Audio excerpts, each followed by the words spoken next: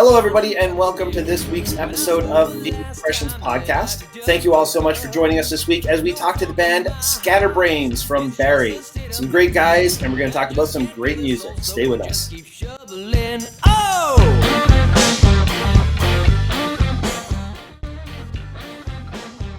What's up? So this is going to be fun, guys, and I can't thank you enough. I already thanked Sam and Matt earlier, and Tom, thank you so much as well for being with us this week. Thanks for having us, guys. Appreciate it. Very welcome. So for those of you who don't know, this is a band named Scatterbrains out of Barrie, Ontario. Barrie, are you all from Barrie? Yeah. No, yeah. Excellent.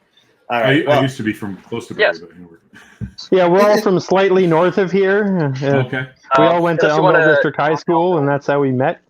And we kind of reconnected as grown-ups and got the music thing started. Oh, that's cool. So you didn't actually start the band in high school. It was all kind of after the fact. Yeah. And Matt and I were actually in a band or two back in the day, but just kind of tinkering around with stuff, right? But nice. Yeah. And then I moved away. I moved away for a little while to where I am currently right now, which is Victoria, BC. I'm just out on vacation. But I spent 8 years out here, and then I did a lot of writing while I was here of tunes that ended up becoming Scatterbrains songs before we even knew it was going to be a band. And then I moved back to Ontario, and then we reconnected. And then those songs ended up becoming, Scatterbrains songs. Yeah, That's while Matt nice. was out there, Tom and I were doing jazz guitar stuff with Joe Huron and playing a bit of just cover acoustic stuff ourselves. And then I get word Matt's coming back, and I'm all excited. Like, I got to tell Tom. Tom comes to me and says, "Oh, I was talking with Matt Williams. He's moving back to town. He wants to get a band going or something." I'm like, "You're kidding me!" I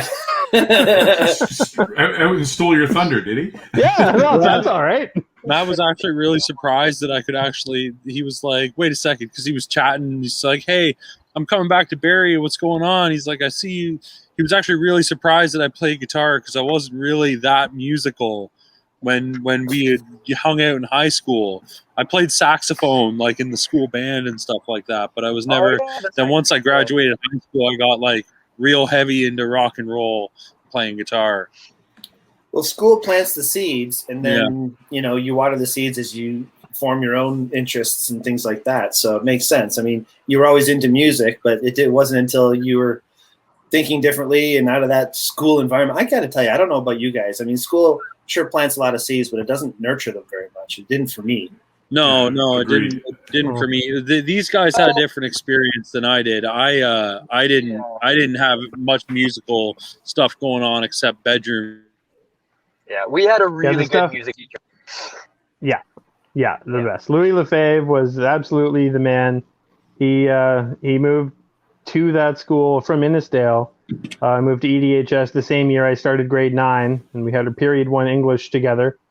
And then I found out by the time I was in grade 10, he had me in every choir and band there was, and it was definitely a good influence. So important. And a good nurturer. He became actually like a friend of ours too. Like, he was a teacher, but outside of that, like I remember after I'd actually been away to BC for a while and came back again, this was kind of a little side adventure. Cam, I think, was maybe in the middle of recording with him or something because he's got as few in his basement. And so we went to see him, and I kind of showed up as a surprise. And just the look on his face told me everything, right? It was just, like, he just meant so much, like, it as a teacher, but like also as a friend as well. Yeah, so. He really cared, like, about every one of us. Like, he remembered all of our names, our interests. So like, it was So a big part of our show, and I'm going to quickly talk to Mark and go over why we don't have our other two hosts here. A big part of our show is related to mental health and mental health awareness and the importance of arts and being creative in that world of mental health. I mean, for you guys, obviously, music is very important. And if it's as important as it was to me in high school, it was everything. And it was my retreat. And I had a very great teacher, Mr. Kelly, Fritz Wendland, my two music teachers. We formed a band called Kelly's Theory. I performed Pink Floyd Comfortably Numb live. That was my first song I ever performed live in front of people for a talent show. Nice. it was awesome. But I mean, Mr. Kelly was the one who said, "Hey, Bri, why don't you get behind the kit? Or why don't you come up and sing this part? Or here, why don't you do this?" And he nurtured that whole experience. There's so much that's being cut away from school systems these days. I don't know if you guys can speak to that, if you've had any issues, having any kind of resistance to getting that nurturing in school, or if it was all positive. But I mean, I just worry for the next generation that has such a hard time having that. Big time. My experience was positive because when Lou got there, the scene in the school and the community wasn't really what it became. It was really his initiatives and his motivations, so the students and everything, to get everything going, to put on school concerts. By the time I was in senior, probably when Matt and Tom were there, they had a $1.5 million addition to they built a wing onto the school. One of it was a science lab, and one of it was a giant music room. Yeah. Not 3 years prior, it was one of the portables was the music room. Huh. Right. Yeah. So and then the entire community would come to the school music concerts when they were put on seasonally. Like, it was a huge deal. And I attended the PTA meetings actually when he was trying to get funding for a recording mixer so he could record a CD with all the music students in the school. That's what I was going to say, is they had a proper recording studio in there, like ISO rooms and stuff like that as well too. So I think we got lucky because I don't think there's that many other schools in Ontario like that. Because I went to North for a little while as well, and as soon as I saw their music room, I just wanted to go back to Elmville, which I ended up doing basically because our program was so much better, which was strange because there was 500 kids at our school. But it made it better because then, it wasn't overrun and running rampant. There was only like a small group of people that really took advantage of it. But, we got lucky enough to have all this great equipment and a great teacher to go in that really cared, right? So. Mm-hmm. Yeah, I had a more solo experience with music. I wasn't really involved in the high school music programs. I did, like I said, more of a bedroom guitar hero, very self-taught on a lot of my stuff. And then I met Cam, actually introduced me to a guy named Joe Huron, who tutored me privately in jazz theory and performance, which is kind of where I put most of my efforts, was into jazz guitar. But I always had a soft spot for the rock and roll. You know what? Honestly, like, what I've seen happening, unfortunately, is people don't want to let people play unless they're good, and you don't get good if you don't play. And that's kind of that's really detrimental to an aspiring musician. I've seen that's like my experience with tradesmen. Yeah, I've seen so many people and guys that I know really well when I was younger gave up because they couldn't get their opportunity to just have someone listen to what they were doing, or they were told, like, "Hey, listen, you can't perform here. Like, this is just guys trying to sit down and play it in public, just play for hat." And then the city's like, no, we don't do that here, right? But how are you supposed to? It's just a really negative experience for musicians in the public right now, unfortunately. Education-wise, I think it's gotten a lot better than it used to be in the last 10 to 15 years. But kind of the acceptance in the public is that, musicians are just, you're the help. You're here to play for whatever scraps we're going to throw at you. And then, and then you have to be a 5-star player to even get that. Yeah, I absolutely get that. We see it all over. I actually I used to live just south of Barrie in Innisfil, and I moved to Thunder Bay. And so this summer, last summer with COVID, there wasn't a whole lot going on. But this summer, I've noticed a lot more, a guy parked outside of a store with an acoustic guitar and his case open. And, I always try and make a point of, throwing a couple of bucks in, no matter how good or bad he is. Yeah. When I can, right? Because I know it helps out a little bit. And I mean, what's $2, right? It's a cup of coffee. Yeah. We had a great place here in Barrie. We had the Fox Lounge. The Fox here in Barrie. Yeah. And Shane Heath ran that, and he would let anybody get up on his stage. Now, he didn't necessarily pay you money, but he was like, "Hey, you're band, first time you want to get up." I swear, I played all my first shows. Yeah. He was like, "Hey, you want to play a gig? You want to get some stage experience? There it is. Bring your stuff. Get up there. Go play." Yeah, we were playing. We played Relay for Life a couple of years ago, and if we don't have Wednesday open night jams at the Fox for the months leading into it, we probably don't get through that show as well as we did, right? Like, yeah, it was a great place. It's closed now. Rest in peace. But That's too bad. or at least I'm It's too convinced bad. there's going to be some necromancy of some kind. There's it'll come. the sign's still up, Keep man. it come back. Yeah. Shane, Joe, you listening? Yeah. Actually, I don't think it's long. sorry. Go ahead, Mark. There's a couple of great spots here in Thunder Bay if you guys want to come up. I am just jonesing for some live music. I don't care what it is. It's live. I I'd go to love Thunder live Bay. music. Hey, man, if we had some stuff to do. My favorite gig of all time was we went to Washburn Island, and there was this little backyard stage set up, and it was just so fun. It was like the whole island showed up. Such a great vibe when you can just take the whole band and go to somewhere far away and just play. One little known fun fact, actually, Expressions, the name of our podcast, came originally from my idea for opening a retail building that had audio video and car audio and musical instruments, and it had a stage set up and a whole rental division for instruments for schools, and that was going to be called Expressions. And the whole point is, again, just to give nurturing for all of the kind of Whatever creatives. it might be. Yeah, exactly. That's a great idea. Under one roof with literally a stage where people can who take lessons from our teachers or who want to just come and use the stage space can come and jam, or sound rooms to record and all that kind of stuff.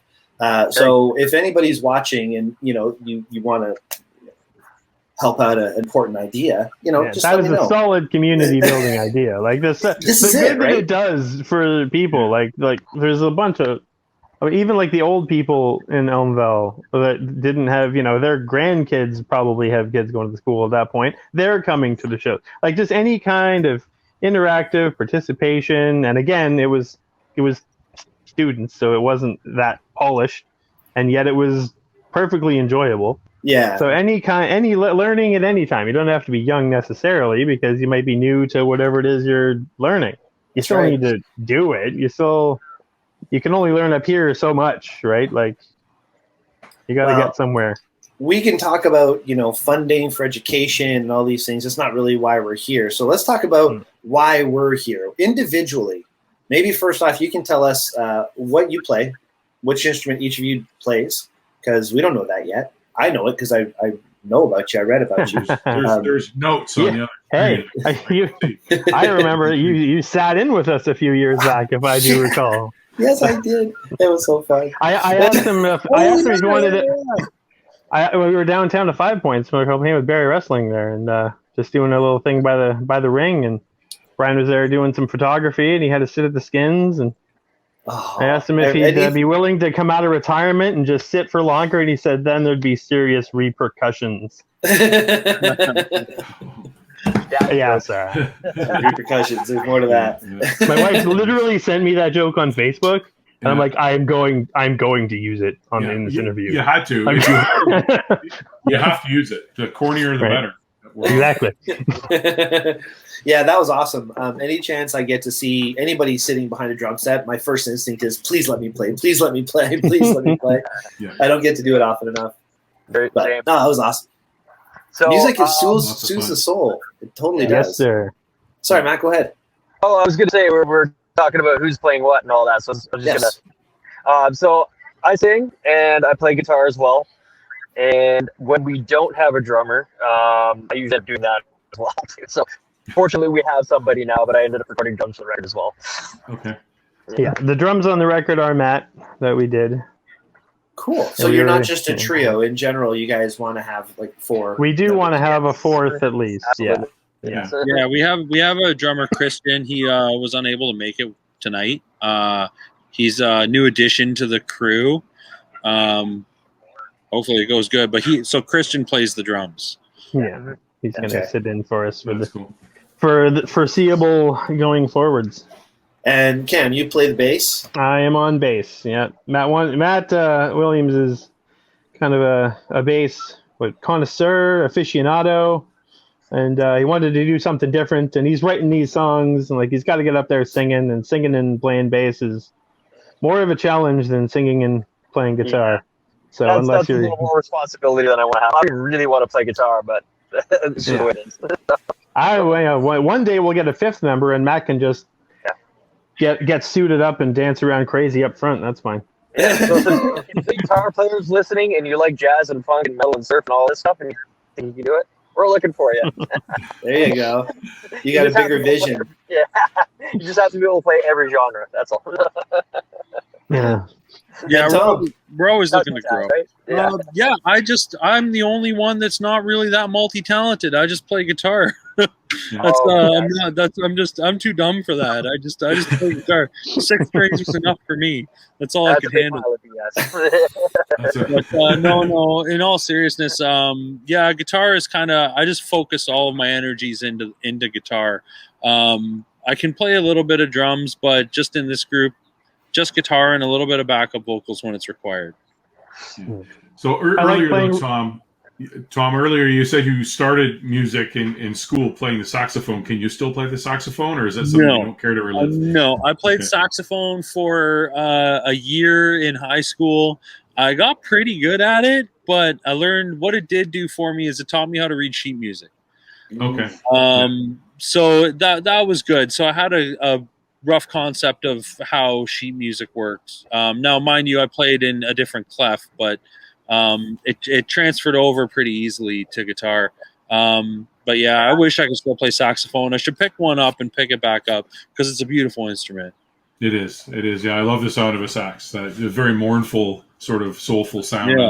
I love that. Yeah, but I also love the sound of a guitar as well in any genre. So yeah. Oh yeah, I guess shout out Petey. We had a sax player in the band for a short time. Oh yeah, Petey Mears. He went to play with the Newlands. Oh, we had the brothers from the Newlands as guests on our show. Oh, nice. Yeah, James and John. Yeah, Very so cool. they're James's girlfriend used to dog sit my dog. Oh, Jen. small world. No, well, the music world generally tends to be kind of a small world too, right? Yeah. I remember when I was playing in Oshawa, there was like just a few bands, and we'd always see each other, and we all got to be friends. So I would imagine you get to know a lot of the different local bands. Yeah. Oh yeah. That's cool. Yeah. All right. Well, as a whole, what kind of music do you guys enjoy most? I remember when I first started, it was jazz that got me into music and playing music. And then from there, it got into like the Police and Rush. All great trios, by the way. Hint, hint, nudge, nudge. Maybe you only need 2. I don't know. And a lot of those bass players do sing, man. If you want to. Yes, Sting is a beast. I know, it's true. Geddy Lee and Geddy Lee. Oh, Geddy Lee. God. I was listening to YYZ, the live album, the live recording of YYZ, listening to Geddy playing the bass, just flying around on that riff during the whole everything. Oh my God. Anyway, sorry. I'm squirreling now. Yeah, what are you gonna do? In my taste, there's another great trio. Motorhead was a great trio, right? They were, Lemmy, all timer. Yeah. Lemmy, yeah. So that's my. There's another my one. taste. There's another right? bass player that's. See, wow. he would have never made American Idol, I'll tell you. But that's awesome. But no, amazing. Like I love music of all styles. Well, there's one that I don't care for too much, but I'll watch it if it's live because it's live music, and that's the way it goes. But absolutely. Was that country? Yeah, not a fan. Well, you'll never catch you know me what? tuning Listen, into. when it comes to country, these new country guys can shred a guitar like holy smokes. I'm not a big country fan myself, but I was listening to some just because it was on for somebody else, Brad Paisley. And Paisley's good, man. That guy can rip the guitar apart up and down the neck all day, all week. Yeah, it was. There's a divide. Like country is a blanket thing, but there is a range there between like the Paisleys and the I don't even want to say the pop country stuff. Like the how am I even name dropping Florida Georgia Line? But miss me with that mess. Like, See, I'm still thinking Shania Twain. Am I really that old? I see. Well, that's good CanCon, but yeah, I could never get into it. Yeah. I don't know. Well, guys, talent is talent, right? And if you have talent, for sure, right? Like I said, the live show, Yeah. Yeah. I It's incredible. I went to Virgin Festival and watched the Killers follow Metric, and I'm blown away by Metric. I love them, and it was great. And I do not like the Killers songs, and they came out and they performed, and it was a very good performance. You can tell they're from Vegas. It's just in their blood, like the jackets and the whole thing, the showmanship. It was excellent. It was like an A+ show, and I enjoyed 0 of the songs, but I still enjoyed the performance. That's like being AC/DC for me. It's one of the best performances I've ever seen in my life. I'm not an AC/DC fan, but man, did they put on a good show. So. Yeah, right? They do put on a really good show. Yeah. Probably the best show I've ever seen. I used to do security for concerts for a lot of years, like Molson Amphitheater, ACC, Maple Leaf Gardens, and all that. And one of the best shows I saw was Elton John. And the best part of that show was my job was to stand at the top of the ramp and face the crowd and check people as it went. I mean, Elton John was playing. Nobody was coming and going. They were all watching it. So I just stood there and watched the show. It was awesome. Yeah. Very cool. Yeah, but it's a pretty loaded question as far as like what we're into musically as well. Oh my God. The reason we are called Scatterbrains is because Matt, you're cutting out. Now we're not going to find out. That's We're it. not. I'm assuming Expressions podcast. that BC Wi-Fi, not cutting it. Yeah. Yeah, I'm sorry. I apologize if I cut out here. I'm driving around and it's varying degrees of quality here. So. No, I'm impressed it's working as well as it is. What Matt was saying is that's why we're called Scatterbrains, is because we couldn't really pigeonhole ourselves into one kind of genre and focus, and Matt has a insane ability to just put different things that you didn't think would go together in a song, and then he lays it out for you, and he's like, and then it's gonna do this, and then it's gonna have a time signature change, and it's gonna do a whole different feel, and it's gonna go like this. And Cam and I are looking at him like, Matt, are you okay? and then it comes together, and then we play it down. He's like, no, trust me, guys, just play the parts. And he gets on the kit and he'll sing a bit, and you're like, oh my Lord, this is amazing. I didn't hear it before, but I hear it now. That has got to be the coolest thing, to be in a band with somebody with a vision like that. I mean, not to fawn here, Matt, but I've been in bands before, and we've played covers, and we've had original where we just sit there and play a riff for like 30 minutes, and it was like, we did an original. No, it's just a riff for 30 minutes. Like to have the vision. I would love to be in a band like that. You have to put things into a structure of a song eventually, right? Like that's kind of the name of the game. And I think that's what sort of changed writing for me eventually, when I started realizing, like, okay, you have to have songs, they have to be different from each other. You know what I mean? I mean, they don't have to be, but at least from my point of view, I think it's good to have things that differentiate your songs. But I don't know, I may be even kind of extreme, because one song will sound entirely different from the next. But I guess the whole thing is, like, if we can find a way to still make it sound cohesive. So, like, you hear one of our songs, it's us, no matter what, sort of genre we're using at that point, right? And, like, still find a way to make it all cohesive and catchy and fun to listen to at the same time, right? So that's the goal for me, at least, anyway. Really interesting. If I can just give a quick story. I used to work in the Oshawa Center. There was a dentist there who was a friend of Geddy Lee. And I loved Rush at the time. I was like my biggest favorite band. And they were, I think that was around just after Presto and all the other stuff followed afterward. I started getting away from the whole YYZ and La Villa Strangiato and that kind of music. And I said to him, I said, hey, next time you see Geddy Lee, why don't you ask them, why don't they make music like they used to? He goes, you sure you want me to ask him that? I'm like, sure, whatever. And so he did. And the answer I got back was, well, they still sell those albums. That's right. Yeah. That's true. Yeah, because they already made that music. If you don't like it, that's a good answer. Stuff. There's that somewhere along the lines, and I could probably speculate as to when, but for everybody, it's kind of a bit different. But something happened where an artist's interest in self-expression kind of got overshadowed by pressure to just keep putting out stuff that pays money. That's a very real problem in the music industry now, and like we're having that issue just as promoting our own stuff, is that is that it's a little out there, right? It's not like everything else you hear on the radio. So when the radio hears it, they're like, that's not like everything else on the radio. Why would I want to play that on the radio? And We get good feedback, but yeah, it's not like so there's a very progress. real problem, and that's, you gotta have real respect for an artist that's willing to just say, like, I've already made that music. I'm making stuff that I need to make right now because I'm an artist and I need to create, and it's got to be what my vision. And I feel that's why I've been through a whole bunch of groups in my musical career, and that's why I've stuck with these guys. I mean, we're all good friends and we're family, but Matt has a really good vision, and Cam and I are just, I feel, really good supporters of that vision that Matt has, and that we can pull him down. Like if stuff's getting way too out there and wacky, we're like, all right, we got to reel it in a bit, and we'll give our suggestions and add little parts and take parts out, and we just really contribute to each other musically to be creative and off the beaten path, and that's something that I feel is missing in 99% of music nowadays. Do you feel like when? Sorry, Matt. If I didn't have these guys to tell me to dial it back, sometimes we would be very strange. Like, maybe well, I mean, there were some edits, staff post recording, even on the songs we have now. Yeah, that we're like, we gotta just. I'll go way. And sometimes it takes time. Like I remember, I pointed a couple things out. Like that might be, and I like it, but it might be a bit much, or like it's.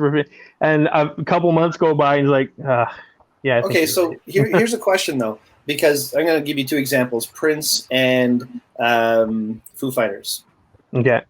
So you have Prince, who basically has had the Prince and the New Power Generation, his whole group, and he basically had Wendy and Lisa writing music for him, and he did his stuff. And I'm probably really oversimplifying this whole thing, but he ended up just doing all of it himself. Like he just sat in his little room there and did his music. And then you have the Foo Fighters, where basically he's wrote the whole album, had the whole band play all the music, didn't like the way each one individually did it, and eventually did each part over himself and just kind of wrote over. So do you find being pulled back or pulling back is going to limit the music, or is going to push your ability to get yourselves playing to a different level and trying different things? Yeah, well, that's what I was going to say. Is I agree more with the second sentiment that you had there, because the thing is, like, I've got my own ideas, but I play with two phenomenal musicians who also have their own ideas as well too, and I think that's what makes our group.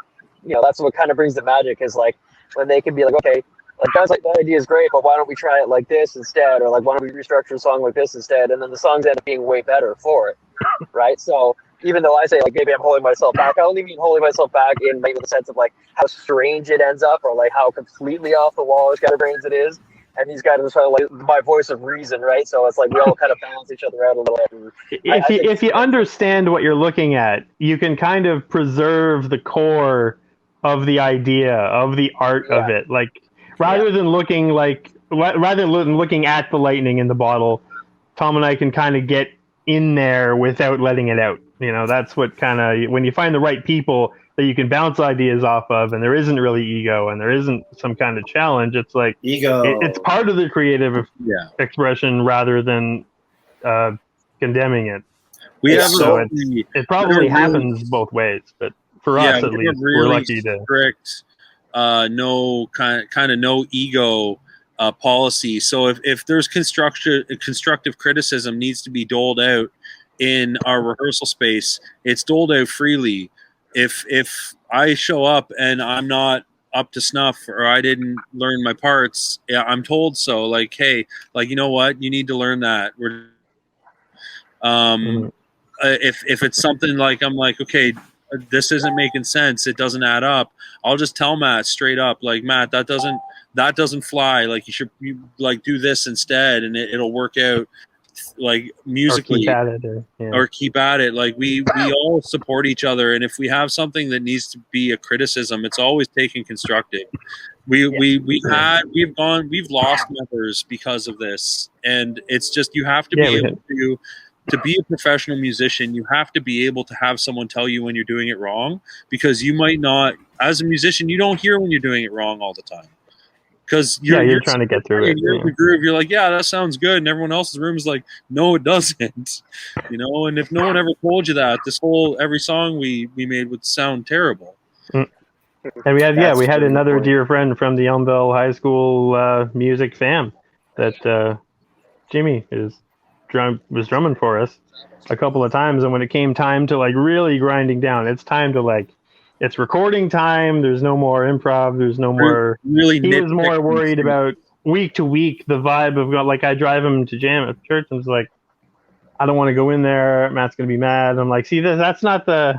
It wasn't happy. This should be this jam day. Let's get in there and work at it, right? And so it was. Luckily, he was doing great as far as I know. I haven't talked to him in a bit. I think Matt talked to him most recently. He's still on the socials, doing his thing. Got the kids. Haven't seen him since the pandemic, but it's important to keep an open mind and to accept that the other people you play with are musicians too. And you don't necessarily always have to take their input, but you should always consider it. Well, I can certainly see that there's respect amongst you guys, and that's the most important thing. I mean, Matt giving you guys credit, saying you're amazing musicians, and having all these ideas to be able to give that respect back. I give you guys a lot of credit. We're friends first. We're friends first and band second. So beautiful. Yeah. That's good to see. So my question is obviously you've got one album out. Is that correct? That's right. Yeah, that's right. So now with COVID and everything sort of shutting down and whatnot, we've seen early on. Beautiful. We saw early on, a lot of bands were doing collaborations where they were working with other bands or other musicians and doing whether they'd be doing a cover or they're doing something like that. Have you guys done anything virtually, or have you, because you live so close, have you been able to get together and continue to jam? Maybe write music or well, we've recently started getting back together. Not unfortunately, we didn't get together during COVID. I had a baby during COVID, so I had a newborn. So I was really kind of reticent to be meeting with people and doing that. We did not mind keeping to protocols, honestly. We recorded most of for the album in October of 2019. We were planning on releasing it in spring of 2020 when, lo and behold, everyone had other plans thrust upon them. So a lot of that time we spent going over the masters and then, sending back and forth with the engineer and getting it together in the first place. And it finally came out end of the year, December 4th, 2020. Yeah. So. Yeah, and it's just that we're looking at trying to get into doing some virtual shows in the very near future. It's on the docket, coming up in the coming months. Yeah, we're getting back into the space, and we have a drummer now, so that's great too. Awesome, that's awesome. Sorry, what was that, Matt? You were saying? Hopefully they could be live shows, but at the same time, a lot of people are doing the virtual shows anyway, and continuing on with them. That's just another way to get your music out to your people, right? Yeah, so still good practice. It's all practice. Yeah, every show's practice anyway, but the streaming ones are really good. Unless you're like Nuno Betancourt and you're getting together with some of those other musicians that are out there just slaying the live stuff. Oh my God. I hope you guys have been watching some of that stuff. So cool. Tom, you said earlier something about how you may not have music that would be marketable or heard on radio. Maybe that's more what you said, just heard on the radio. Mm-hmm. I remember this might make you feel a little bit better. A while back, I don't know, you guys might know a little song called Bohemian Rhapsody. Right.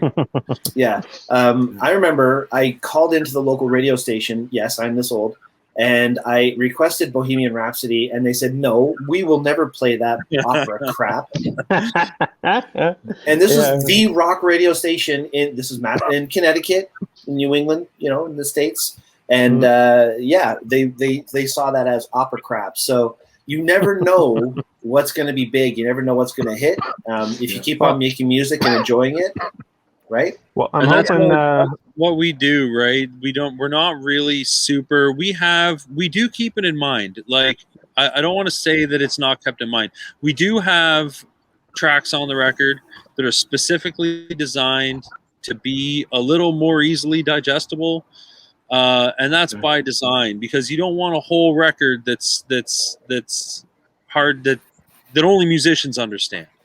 we tried to be as accessible as we could while keeping it as musical as the goal was. Yeah, it's finding that right balance between being musical and being interesting, but like something else so everybody can enjoy as well too. So yeah, because any musician will tell you if they go off on just doing whatever they want to do and take none of their fan base into consideration, you're gonna end up with some like really weird out there conceptual albums which don't really fly real well. Guys, who's Christian? That's He's the Chris drummer. Jansen's the drummer. Is he in on this? It's just so funny because in our chat that we have, he's just said, what even is this chat? I'm so confused. And then he says, is this the real life? What is this? And then, of course, I'm just talking about Bohemian Rhapsody. Is this the real life? Is this funny. Just fantasy? And then, is this real life? He's working some grueling hours at the HVACs. Did you guys want to get him in here? Is that we can, yeah. Is anyone on that chat? Yeah. I froze last time I tried to do it. Tell him to click on the link. Get in here. Before we're too far out, I guess one of the more FM rock kind of friendly tunes is in the process of being selected for theme song for the All Ontario Cup in the indie pro wrestling circuit. Oh, very cool. So we're hoping that our song "Rain" is going to be featured in some of that. But we'll know more about that later. Interesting. Have you approached Sean Gibson with any of that idea? I sure have. Yeah, and he's been busy watching soccer. Now, I think you said this was airing on August 2nd, but something like that. It is recorded slightly before, so he's been busy watching Euro 2021 and hasn't gotten back to me. So that's okay, Sean. I love you, buddy. I understand that's all over now. I think Italy won. Yes, that's right. So once the mourning period has elapsed for him. That's funny. Hopefully, he's going to be a guest coming up soon. Actually, he told me, I said, do you have dates? We want to drop some word on way. It's like, I'm going on in August. I'm like, oh well, all right, there you go. He's covered. Yeah, Sean will be on. I'm still rocking the Front Row Lunatics garb here. Lovely. I was going to ask you about that. Yeah, I dug it out of my drawer just for you, Brian. Thank you very much. September 13th, his episode is going to air. Very nice. Very wrestling.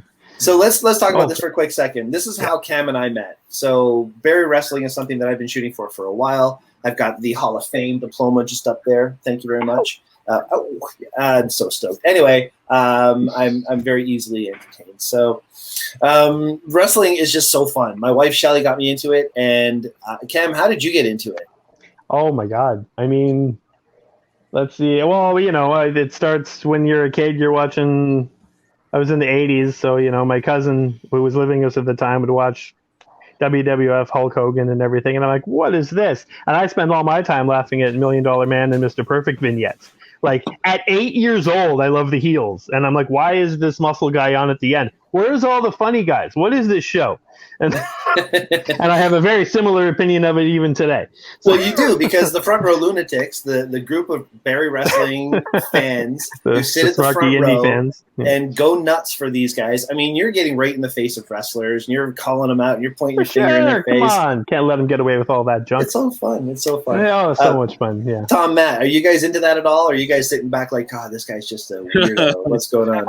You know what? I actually used to go to Cam's every Monday for Monday Night Raw. I was never like really deep into wrestling the way Cam is. Like he's a super fan, but I've always been a fan. Like I watched it like everybody else. Every other millennial that exists grew up on that, right? Like it's a great show. One guy over 30 doesn't know who the Ultimate Warrior is. You know what I mean? Right. Mark, you know who the Ultimate Warrior is. Yeah. Even as a not a fan, I did get out of it when I was, I traded it in for Star Trek, and I wouldn't make any different decisions today. But once Chris Jericho came to WWF and the whole Monday Night War, I just sucked. I'm like, okay, I'm back on Weekly. I'm back on. I can't.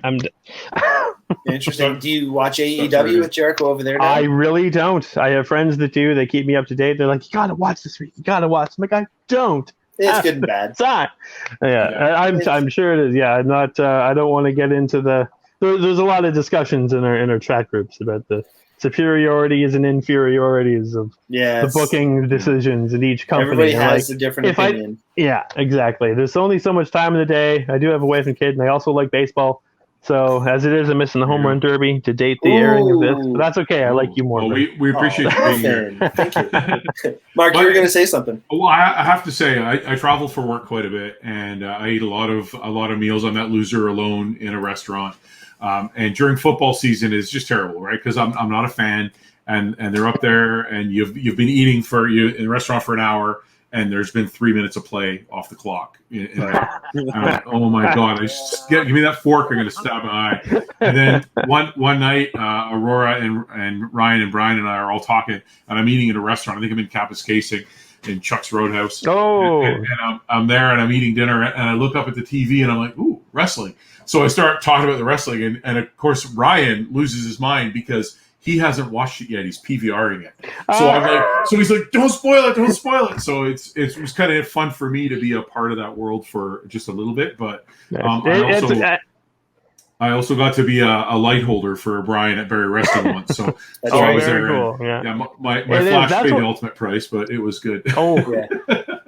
That I think I know the show. Right. Yeah, I was there. Very good. But no, it was great. The service at Henry Zoo Market. I mean, that flash was replaced before I even left the building. So perfect. Look at that. The service in there. That's the best. But no, wrestling is neat. It's for me, it's a form of entertainment, and I don't mind watching it. It's probably the one, other than motorsports, it's the one sport I don't mind watching because it is entertaining and it's fun to watch. I think wrestling would be the sport that is most in line with bands and music out of any out there because it is entertaining. Oh, look at the relationship that Lemmy ended up with Triple H over doing the theme song. I mean, absolutely. Triple H is like a revered legend in the metal community now because of his relationship with Lemon, rightly so, right? Like he was presenting awards for best things.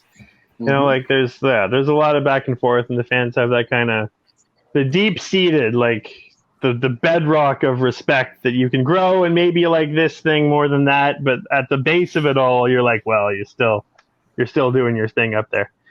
So. Now, it kind of leads me to my next question, Mark. Unless you had something else you wanted to ask. No, you go ahead. Cool. My next question is family.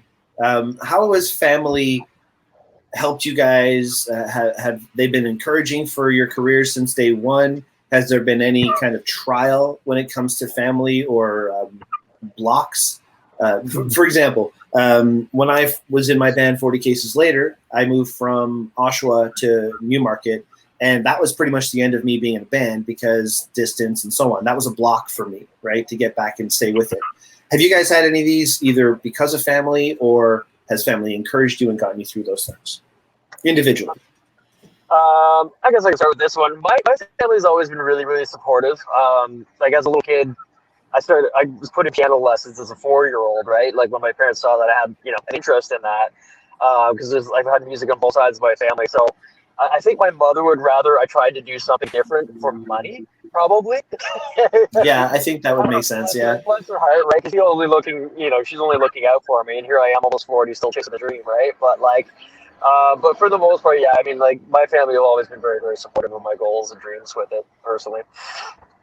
Like awesome. I've had jam spaces in our garages and stuff growing up and all that. That's right. That's right. My old band 8 Foot Drop used to jam. I added Matt to it, and then we jammed in his garage. That was fun times. Yeah. That was just after high school or just at the end in that era.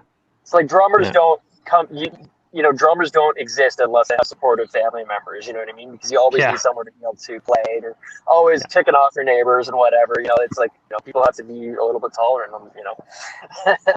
Very true. Very true. I was shocked when my mother bought me my first drum set to actually let me play. But then again, I lived in Vermont. I was in the middle of nowhere, so it's not like I could piss anybody off except for her. Yeah. Sorry, Cam. Soundproof by the trees. Yeah, when I was young, my mom and dad were my biggest fans, right? And, Dad kept me in instruments all growing up. He bought me my first 3/4 size guitar, and then my mom bought me the Squire to learn on when I was getting serious in high school. And Dad got me the bass when I switched to that. I was taking jazz lessons and learning on an upright. I never owned one, but I did have the electric. He got me a keyboard, he was a drummer himself back in the day. And so he I guess we moved from Espanola down to Hillsdale when I was about 6, and the drum kit didn't make the trip, but his acoustic guitar did. So I just saw him playing in the living room, and that's the first inkling, right? So that's where that all went. And as of now, yeah, I mean, my wife's always supportive of getting, making sure that I have time for band, and we try to keep a weekly thing, and Well, you have family, you have kids, and you have wife, and there's so time requirements and job. Everyone's very good at keeping that part of the schedule. She'll just go out with her grandma or something, do something else with the time. But yeah. Very good. Now, so do all three of you have kids? Not me. Not Matt. Okay. So now, Tom, I know you just had a baby, but Cam, do you have kids? 13-year-old boy. 13. Is he interested in music as well because of what you do, or? He less so now. That's okay. I think if there was a Fortnite skin or a Pokemon that played guitar, that might help get him. We could probably arrange that, Photoshop or something. Right? Yeah. Before we go too far off, though, I want to get back to Tom and hear the family answer from Tom as well. Just want to remind. My dad growing up, he raised us by himself, and he was always super duper supportive. I remember when I was about 16, I was really getting into guitar. I owned a baby blue Fender, and I say Fender with like quotes around it because it was a really cheap knockoff of a Fender guitar, and it was just not really playable anymore. And my brother actually bought me my first real big boy guitar, which was a Godin Freeway Classic that I still have today. The Godin. Yeah, it's still my number one guitar. So I've had that for 20 years or so. Love my dad, I went and bought a Line 6 Spider 3 150 watt combo amp with two 12-inch speakers in it, and my dad would let me play that at just ungodly volumes. Again, with the trees though, or like soundproof with the Vermont style trees. So he would just put headphones on and let me just. Oh, that's brilliant. His only thing was that he was like, I want to be able to make requests every now and then for something like AC/DC. Right, so I ended up learning to play a bunch of classic rock songs and actually a good chunk of country songs too, because my dad was like, play as loud as you want, but every now and then kick out something I like to listen to. That's cool. Yeah, that's awesome. My family's always been very, very supportive, and my wife is very supportive. And like we get together, we have scheduled times. I just go. It's been a really positive experience with my family. Yeah, that's awesome. It's awesome. Yeah, a supportive family is so much in so many aspects of life, whether it be music or art or make or break. If you're a writer or even to do a podcast. I know Brian and I both had to, when Brian approached me with this, I said yes before I asked my wife, and then I'm like, could I? And she's like, oh, it's Brian. Yeah, cool. Yeah. So it's good to have that rep. Yeah, I guess so. Yeah. It's nice to do, but it's a lot to do well and properly. And clearly, you guys seem to have put the time and the effort in. So we're having fun, Yeah, right. We're doing this for the same reason you guys are in the band. It gives you the peace of mind, the mental health, something to be creative with, something to meet new people and to do new things. And it's just been exactly that for us, I'll tell you. And again, having 4 hosts, having Ryan not here or Aurora not here, it's no stress on us. Yeah. We still have a couple people to chat with, and we are trying to avoid stress at any cost doing this. So, and I think that's the same thing with music, right? Like you do it to alleviate stress, not to add stress. You do it to bring joy, not to take it away. And that's like what you said, Cam, about having somebody dreading going to a rehearsal. Like, why are you here? Yeah, And we still want to be friends. Like, I know we don't want to be bumming you out, right? Like, so. Well, I'm proud to say I'm still friends with the guys that were in my band 40 Cases Later now. Excellent. 25 years ago. And one day we will have a reunion. It will happen. Oh, I would beat that show. yeah. Nice. That's like- Nice. We were yeah. horrible. We were a very bad bar band, but it was okay. We had fun. Well, if you need an opener, keep us in mind. Oh, an an opener. opener. Yeah, okay. Well, We'll figure out the bill order later. That's fine. We can- yeah, well, years ago, I had my one foray at a band, and I think we were more just a group of guys that needed an excuse to get together and drink and make a bunch of noise. And the bowling alley was full, so you pick music. Yeah, that was pretty much it. Yeah, so we had the drummer had he was self-taught and didn't know how to play at all, but he did his best for us, and Nice. and it was a lot of fun. And every now and again somebody would stick a tape in a recorder, and you listen to it now and you're like, oh my god, we were awful. We were just awful. But it was fun. It was something fun, and it was an escape. It was. I don't know, 1991 or something like that. So it was interesting. We were all just out of high school, and it was just fun and an escape. And Very cool. You guys record your practices, right? Like you make sure to record all the stuff. So down the road you have copies, right? Not lately, actually. You really Jimmy should. was the one that always did that, actually. We- I I'll come tell to you. think of it. You know what, Brian? That's a really good idea. We need to start doing that again. Yes, Yeah. you do. This week. We I have. We can't tell haven't you. since recording. Yeah. How That's appreciative I am that I have the recordings from my rehearsals that I can still listen to and say, yes, I used to play the drums. See, 30 years ago, I actually knew what I was doing sometimes. Without that, I'd have nothing right now. So it's really cool to have those recordings. Anyway, Mark, do you have any other questions before we get to No. our 3 questions? I think I'm good. I'm just having a great time chatting with you guys. This is a lot of fun. This is probably Oh, a I show guess- that we can keep on going with, but Yeah, probably. But we I should guess I because should say. I haven't had dinner, so I'm Yeah. going to get Oh, ready for very a very little good. while. Yeah. But okay, so let's get to our 3 questions.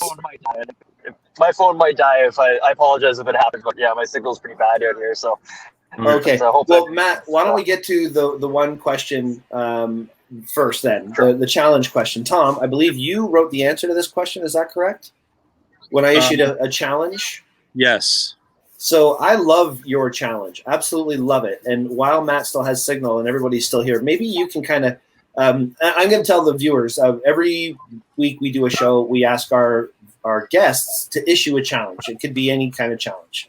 I always say photo challenge because I'm a photography person, and I always slip and say if you're a photo challenge, but that's not what it is. I love your challenge. I'm going to shut up and let you answer the question. So my challenge for, I'll give it to Cam, I'll give it to Matt, I'll give it to all the listeners out there, is to find yourself a record that is completely outside of your comfort zone. Something that you would never thought you were going to listen to. The problem with the way we consume media nowadays is it's all based on the algorithm, right? Google's curating, Spotify is curating your playlists on what they think you're going to like to listen to because that's going to get them the clicks. What I want you to do is I want you to go find something that's outside of your comfort zone. I'm just going to throw an example out there. I'm going to give it to Matt. I'm going to ask you to listen to one album specifically, and it's called Kinda Blue, and it's by Miles Davis. Ah, yes. Are you kidding? That's on my daily playlist. That's a classic. That's in my car, a Yeah. gold CD. That won't be a challenge. Yeah, that won't That be a takes challenge. time. Simple jazz album, changed the face of music forever. But listen, if you're a jazz guy, listen to something that's new metal. If you're a new metal guy, listen to something that's classic rock. Just consume an entire record from start to finish without skipping anything. Consume the entire thing and just broaden your horizons musically a little bit. That's my challenge. I'm still thinking about Miles Davis. I'm just like that's what you pulled out of your hat. That's If like you, my want a guy, favorite. if you want a good guitarist to listen to that's going to really boggle your mind, Wes Montgomery. Yeah. He's one of the best guitarists I've ever heard in my life. I mean, unfortunately, rest in peace, passed away very many years ago. But if you pick up anything by Wes Montgomery, it's going to boggle your mind. Very cool. Very cool. Very cool. All right. Well, we're going to our next questions then, and this might be a question that each of you can answer. That would be fantastic. We have 2 questions that we ask every single guest, and the first one is, "What's your jam? What song just kicks you in the ass and gets you going, and just something that you can listen to every single time you listen to it? You don't skip it. You love it. Doesn't matter. One song." Wow. That's a playlist.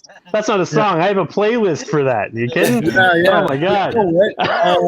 You know Several what? different bands. Yeah. Mine changes every few months. I get the one jam that I just keep kicking out, and right now it's a song called "Take Out the Gunman" by Chevelle. Oh, Chevelle, that's Okay. a good tune. That's a good tune. That's a good tune. So, I hear that I all the like time. that one. Actually. It kind of keeps rotating back into my. I'm like, oh yeah, I see it. I play it. Yeah, that's a good one. I like that one. I'm losing you guys here, and I don't know if you can still hear me or not. So Yes, I'm going we to can. just say this real quick. Mine recently has been "The Good Time Boys" by the Red Hot Chili Peppers. It's old school, but it's fun and it's funky and it's heavy, dirty, and I love Nice. it. It's I love the Chili it's a pretty Peppers, good definition of like the way I try to live life. So Beautiful. Awesome. All right, Cam, your turn. I am definitely all about this band called I Don't Know How, But They Found Me. And they've been getting increased radio play, and I'm loving every minute of it. Oh, yeah? Leave Me Alone is just one of the funkiest fusion tunes. I listen to it, and I'm like, these guys listened to Kraftwerk more than I did as a child. And here I am listening to what I hope my band can become. Like, it's that That's or Death from cool. Above or just yet. And That's as far as cool. old ones that haven't gotten old yet, well, I say old, but I mean, for me, that's like mid-90s high school when I was learning, right? Like 95, I'm 13. What is life? So I got to be an REM tune. Probably What's Frequency Canada, When I Was a Big Round Beaver by Primus. If that comes on, up goes the volume. Nice. Stuff Nice. like that. Nice. Good choices. And I like the way you Awesome. said that, I just like the way you described that. It's very much the way I feel about Tool. The way my Oh, band would yes, be if I could sir. have it, have a band that sounds like that. That would be Mhm. number one for me. All right. Yes. Next question is tool of the trade. So in the world of photography, everybody shares their camera bag and like, hey, look what I have. I'm so special. It's all my tools. In our world, it is what is that one thing that you rely on to fulfill your day as a creative? I've said in mine, my Leatherman. I've had people say their mind, their creativity. It could be anything. Like, what do you think is your tool that gets you performing better or just fulfilling your day, whatever? You know what I'm trying to say. Let Mac So go for first. me, it's a cheap acoustic guitar. And usually cheap is better because I need to be able to bring it everywhere and not worry about it getting dinged up. But you can bring a guitar anywhere with you, bring it to the beach, or wherever it is, and just have it on hand. That's always a thing for me. Yeah.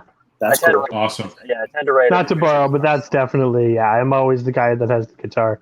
And not in the way that, like, oh, this guy with his guitar. It's like, oh, hey, he brought his guitar. Play something. I'm like, well, we can do that later. No, go now. So I'm like, I'll take that as a compliment. I just got a John Belushi moment in my head. You're sitting on the stairs playing the guitar, and Belushi grabs it. Like, no. That's also why it has to be a cheap guitar. Yes, Yeah, because in just case in John case. Belushi Yeah. comes by. Yeah, In just, In case just you don't yeah. like what you're playing. Matt's winning over someone's girl, and he's like, oh, no, I'm not having that. Yeah. For me, it is honestly, I play into my computer a lot. I use a lot of plugins and amp sims and MIDI drum patches.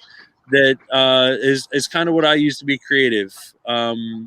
It's how I find my tones that I like. Coupled with I have a Gibson 339 that doesn't leave my house, but it's kind of like the instrument that if I want to sit down and be really creative, I just find that it's got the mojo, man. Like it's the one that I create on. Everything else is kind of a tool, but that one's got a piece of soul to it. That's Love so it. it's my suite of plugins for my computer and my Gibson 339. Very cool. Very cool. Very cool.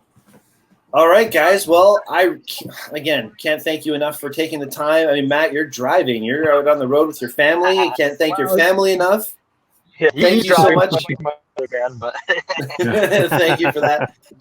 Cam, Tom, you guys are awesome. Really great chatting with you. And thanks again for letting me sit in with you guys way back in the day. Oh, a pleasure. for that. I hope to do it again. And we'll get working on something to pitch you for a theme song here, boys. That's Yeah. Well, yeah. I mean, There you in go. fact, I have an idea that we'll talk about after I hit end broadcast. So let's All do right. it. Oh, thank you all that's so an idea. much. I Yeah, appreciate thanks you. very much, guys. Mark, dude, thank you again for being here this week. Yeah, it's been a great time. I really enjoyed talking to Scatterbrains this week. Awesome. It was a pleasure. Thank you. It was awesome. Thanks, All guys. right, and just because the other two guys couldn't make it doesn't mean we're not thinking of them. So Ryan, I hope you're feeling better. Aurora, hope you're having a great camping trip. Weather's perfect for you right now. That's awesome. I'm so stoked for that.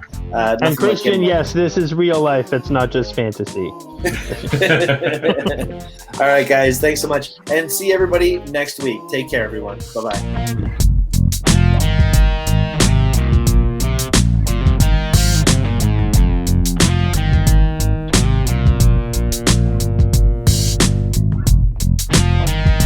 Sorry, I thought it was at 8 o'clock.